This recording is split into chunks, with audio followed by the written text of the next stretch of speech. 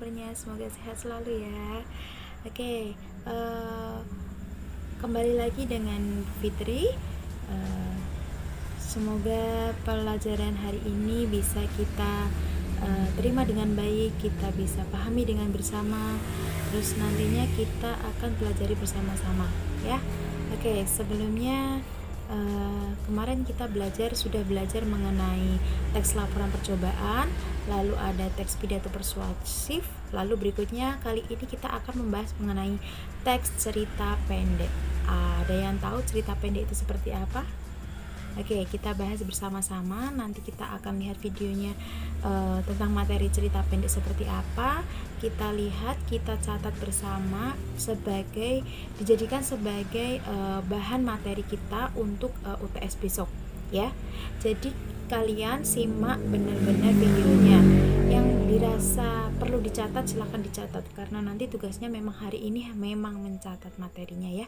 Oke, kita simak videonya. Sebelum kita simak videonya, kita bahas sedikit mengenai cerita pendek itu apa. Cerpen maksud saya cerpen itu seperti apa? Ada yang tahu cerpen itu apa? Cerpen adalah cerita rekaan yang berwujud pendek yang dapat dibaca pada sekali duduk saja. Maksudnya kita saat duduk ya kita membaca cerita itu harus selesai pada saat itu juga, pada jam itu juga. Jadi ceritanya pendek, nggak terlalu panjang kayak novel, nggak setebal buku-buku novel seperti itu, tidak, karena hanya beberapa halaman saja yang bisa kita baca sekali duduk saja. Oke, nggak usah lama-lama, kita simak video. Pembahasan kita hari ini adalah mengenai teks cerpen.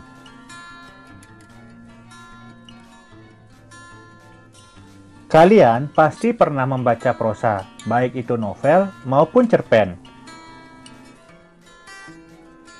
Nah, pembahasan kita hari ini khusus pada cerpen. Narasi fiksi yang begitu disenangi. Sebelum kita lanjut lebih jauh, apakah kalian tahu apa sih itu cerpen? Atau cerita fiksi kurang dari 10.000 kata yang memusatkan cerita pada satu tokoh dalam satu situasi atau konflik. Biasanya cerpen disebut sebagai cerita sekali duduk. Setelah kita mengetahui pengertian cerpen, selanjutnya kita akan belajar mengenai unsur-unsur cerpen. Unsur-unsur cerpen dibagi menjadi dua, yaitu unsur intrinsik dan unsur ekstrinsik. Yang pertama yang akan kita pelajari adalah unsur-unsur intrinsik dari cerpen. Unsur intrinsik adalah unsur pembangun karya sastra dari dalam. Unsur-unsur intrinsik ini ada 7. Nah, itulah yang akan kita bahas satu persatu. Sebelum lanjut, contoh dalam pembahasan kali ini diambil dari cerpen Pohon Keramat karya Yus R. Ismail yang terdapat pada buku siswa halaman 53-60 ya. Nah, tanpa berpanjang lebar lagi, sekarang kita akan bahas ketujuh unsur intrinsik dari cerpen. Yang pertama adalah tema. Tema merupakan gagasan utama atau inti dari cerita, seperti cinta, kedengkian manusia, istana sentris, sosial, persahabatan, dan sebagainya. Contoh, dalam cerpen Pohon Keramat mengangkat tema modernisasi. Yang kedua adalah tokoh. Tokoh merupakan pemeran dalam cerita. Tokoh ini dibagi menjadi 4. Pertama, ada tokoh protagonis, yaitu tokoh baik. Yang kedua, ada antagonis, yaitu tokoh jahat. Yang ketiga, ada tritagonis, tokoh penengah. Dan yang terakhir, ada tokoh figuran atau pendamping atau sampingan.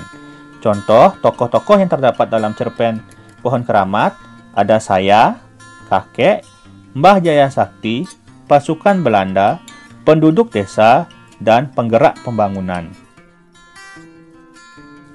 Selanjutnya, penokohan. Penokohan merupakan watak atau karakter atau sifat yang dimiliki oleh tokoh. Contohnya, tokoh saya memiliki karakter kritis, pintar, perhatian. Tokoh kakek memiliki watak bijaksana, tegas, suka menolong, dan pemberani.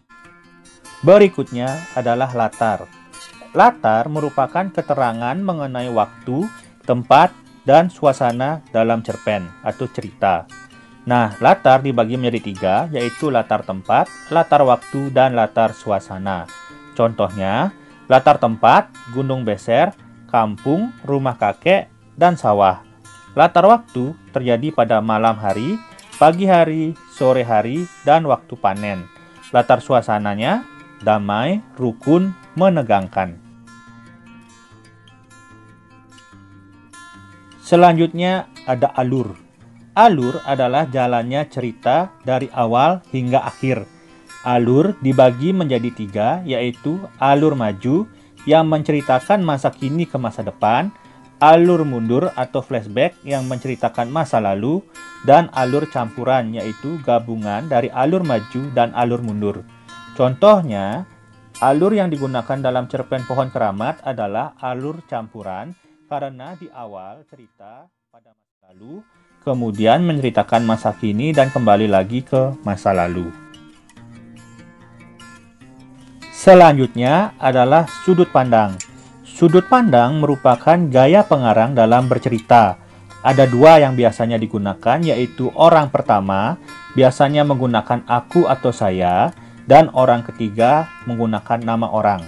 Perbedaannya adalah, jika menggunakan orang pertama, aku atau saya, berarti si pengarang seolah-olah ikut terlibat dalam cerita. Sedangkan orang ketiga berarti si pengarang hanya menjadi pengamat tokoh. Contoh, sudut pandang yang digunakan dalam cerpen Pohon Keramat adalah sudut pandang orang pertama, karena menggunakan saya sebagai tokoh utama. Selanjutnya adalah amanat, pesan yang disampaikan pengarang. Amanat dibagi menjadi 2. Yang pertama, amanat tersurat, adalah amanat yang dicantumkan langsung dalam cerita. Contoh, saat ini adalah waktunya untuk membangun demi kemajuan. Jadi amanatnya adalah pembangunan dilakukan demi kemajuan. Yang kedua, amanat tersirat. Artinya amanat yang tidak dicantumkan secara langsung sehingga pembaca harus menafsirkan sendiri. Contoh, pembukaan Gunung Beser itu akan dilakukan dengan bergotong royong. Amanatnya, pekerjaan yang berat akan terasa ringan jika dilakukan bersama-sama atau secara bergotong royong. Unsur ekstrinsik merupakan unsur pembangun karya sastra dari luar, namun masih berkaitan dengan karya sastra pengarang, berisi mengenai identitas atau asal-usul dari si pengarang.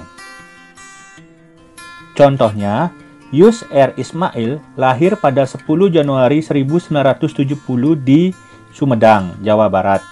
Beliau merupakan sastrawan Sunda yang telah menghasilkan karya seperti cerpen, puisi, dan esai. Berikutnya adalah nilai-nilai yang terkandung dalam cerpen atau karya. Biasanya ada nilai budaya, nilai moral, nilai agama, nilai adat, nilai sosial, nilai hukum, dan sebagainya. Nilai-nilai yang terkandung dalam cerpen Pohon Keramat diantaranya ada nilai agama, berdoa atau sholat, dan nilai budaya, kepercayaan pada hal mistis, ada nilai sosial, musyawarah untuk menyelesaikan masalah, dan ada nilai adat, mengadakan syukuran, dan sebagainya. Selanjutnya, pembahasan kita akan berlanjut mengenai struktur teks cerpen. Yang pertama adalah orientasi.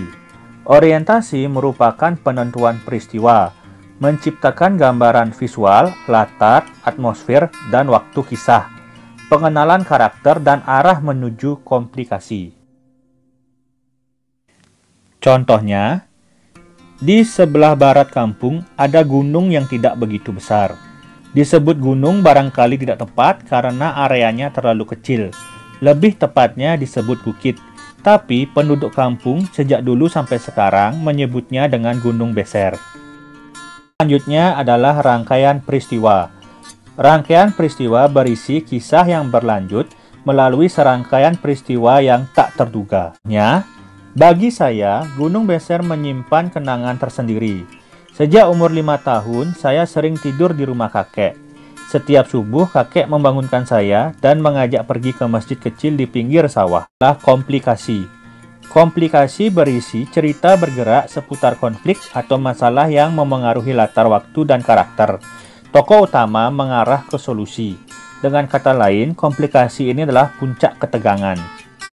Kedamaian kampung saya mulai terusik saat jalan besar menghubungkan dengan kota kecamatan dan kota kabupaten diperbesar dan diaspal. Memang aspal ala kadarnya tidak sebagus sekarang, tapi jalan itu memberikan gejolak tersendiri. Para petani hilir mudik ke kota kabupaten menjual hasil bumi. Anak-anak remaja tidak sedikit yang kemudian meneruskan sekolah ke kota.